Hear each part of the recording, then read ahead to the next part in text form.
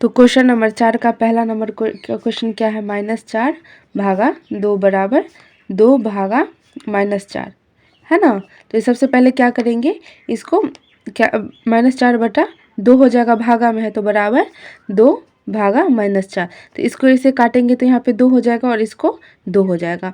तो यहाँ पे क्या होगा, -2 बराबर 1/2 और यहाँ पे माइनस। तो ये दोनों बराबर बराबर आया, नहीं ना आया तो इसका आंसर हो जाएगा असत्य। क्वेश्चन नंबर 1 का हो जाएगा असत्य। क्वेश्चन नंबर 2 को देखते हैं। क्वेश्चन नंबर 2 में क्या है, -2 भागा 4 भागा 6 बराबर -2 भागा 4 भागा 6। इतना ही क्वेश्चन है ना। तो सबसे पहले इसको सॉल्व करते हैं। ब्रैकेट के अंदर को ब्रैकेट के अंदर ही में सॉल्व करेंगे ना। तो -2 बट्टा 4 भागा 6 बराबर -2 भागा 4 बट्टा 6 होगा, हो जाएगा ना। तो यहाँ पे क्या होगा, 1/2 बराबर 1/2 भागा 6 बराबर -2 भागा यहाँ पे 2 और यहाँ पे 3, क्योंकि 2 दूना 4 2 तिया 6। तो यहाँ पे क्या होगा, 2/3 हो जाएगा। तो यहाँ पे क्या करेंगे, 1/2 ये भाग में है तो यहीं पे आ जाएगा ना, बटा 6 बराबर -2 भागा। तो यहाँ पे हो जाएगा 3/2, क्योंकि भाग में है तो नीचे वाला ऊपर चला जाता है, ऊपर वाला नीचे आ जाएगा। तो यहाँ पे कितना होगा, 1/6 दूना 12 बराबर ये 2 से 2 कट जाएगा। तो यहाँ पे हो जाएगा -3। तो दोनों बराबर आया, नहीं ना आया तो इसका हो जाएगा असत्य। क्वेश्चन नंबर 2 का भी असत्य हो जाएगा। क्वेश्चन नंबर 2 का क्या हो जाएगा, असत्य। क्वेश्चन नंबर 3 की तरफ में क्या है, 3 का पहला क्वेश्चन है -25 भागा 0 बराबर 0। तो क्या होगा, -25 भागा 0 बराबर 0। तो 0 को यहाँ पे क्या होगा, 0 ही बराबर 0। ये तो इसका ये क्या हो जाएगा, अपरिभाषित ना हो जाएगा। 0 को किसी भी संख्या से भाग नहीं ना आ सकता है, तो इसका हो जाएगा अपरिभाषित। इसका अपरिभाषित बराबर 0। तो ये सत्य नहीं ना हुआ, ये असत्य हो जाएगा, असत्य। क्वेश्चन नंबर 3 का भी क्या हो जाएगा, असत्य। अब क्वेश्चन नंबर 4 में क्या कह रहा है, क्वेश्चन नंबर 4 में है 0 भागा 5 बराबर 0। तो इसको क्या लिखेंगे, 0/5 बराबर 0। अगर किसी भी संख्या को 0 से गुना करेंगे तो वो क्या हो जाएगा, 0 ही हो जाएगा। तो इसका आंसर क्या हो जाएगा, 0 बराबर 0। तो ये दोनों 0 0 आ गया ना, तो इसका हो जाएगा सत्य। क्वेश्चन नंबर 5 में क्या कह रहा है, क्वेश्चन नंबर 5 है -125 भागा 1 बराबर -125। तो -125 बट्टा 1 बराबर -125। 125 को 1 से गुना करेंगे तो कितना हो जाएगा, -125 को -125 को 1 से गुना करेंगे तो कितना हो जाएगा, -125 ही होगा ना। तो इसका हो जाएगा -125 बराबर -125। तो ये हो जाएगा सत्य।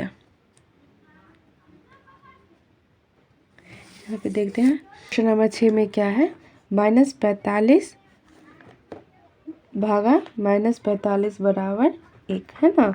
तो इसको क्या करेंगे, -45 बट्टा -45 बराबर 1। तो -45 माइनस से माइनस कट जाएगा और 45 से 45 कटेगा तो कितना होगा, 1 बराबर 1। तो ये दोनों बराबर आ गया ना, तो ये हो जाएगा सत्य। क्वेश्चन नंबर 4 कंप्लीट हो गया। अब क्वेश्चन नंबर 5 को देखते हैं। तो हमने क्वेश्चन नंबर 4 को देख लिया, अब क्वेश्चन नंबर 5 को देखेंगे। क्वेश्चन नंबर 5 को सबसे पहले पढ़ते हैं। क्या कह रहा है, दोपहर 12 बजे तापमान 0 से 10 डिग्री ऊपर था।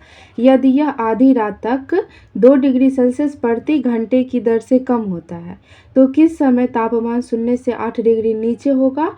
रात के 12 बजे का तापमान क्या होगा। तो चलिए अपने कॉपी में बनाते हैं।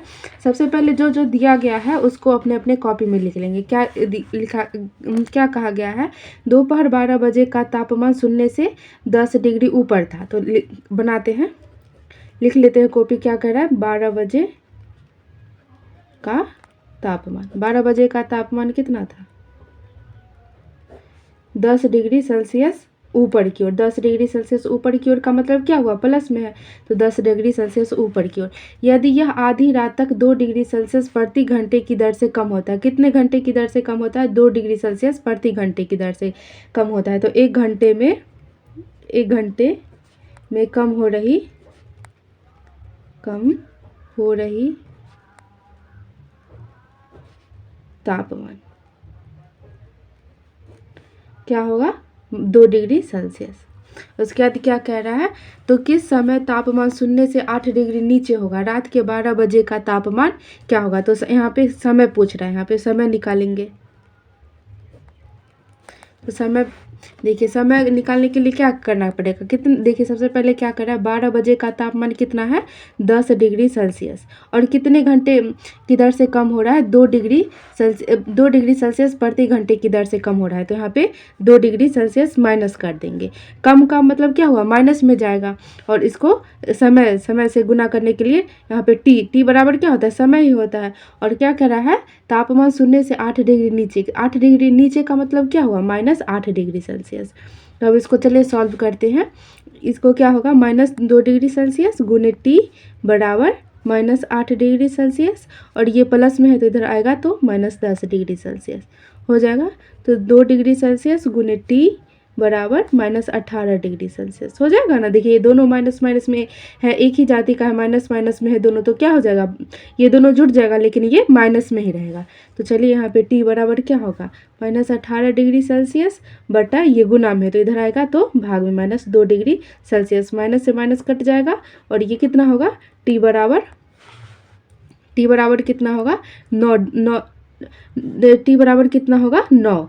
तो 9 बजे रात में कितना होगा, 8 डिग्री सेल्सियस तापमान कम रहेगा। तो यहाँ पे पूछ रहा है क्वेश्चन में, देखिए 12 बजे का तापमान क्या होगा, 9 और 12, देखिए यहाँ पे 8 डिग्री सेल्सियस कितने बजे होगा, 9 बजे, और 12 बजे यहाँ पे पूछ रहा है। तो 9 और 12 के बीच में कितना घंटे का अंतर है, 3 घंटे का अंतर है ना। तो यहाँ पे लिखेंगे 12 बजे रात का तापमान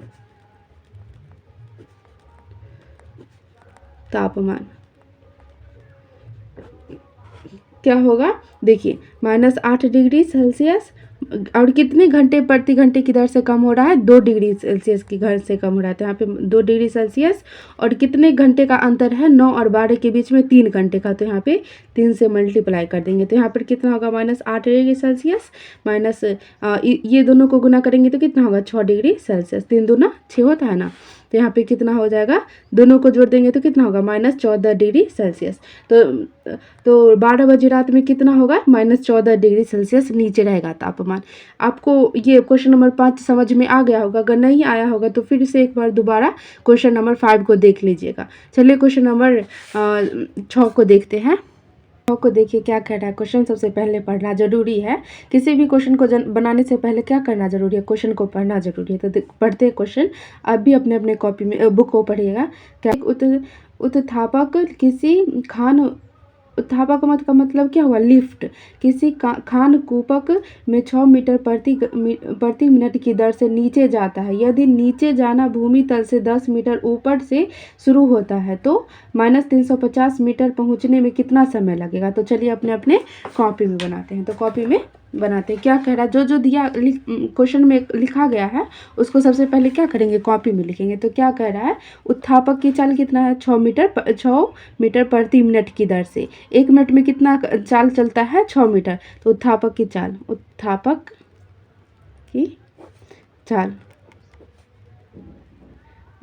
चाल कितना है, 6 मीटर प्रति मिनट। और क्या इसमें क्या है, प्रारंभिक दूरी भी दिया गया है। तो प्रारंभिक दूरी क्या है, 10 मीटर ऊपर से शुरू करता है। तो यहाँ पे प्रारंभिक दूरी लिखेंगे, प्रारंभिक दूरी कितना है, 10 मीटर।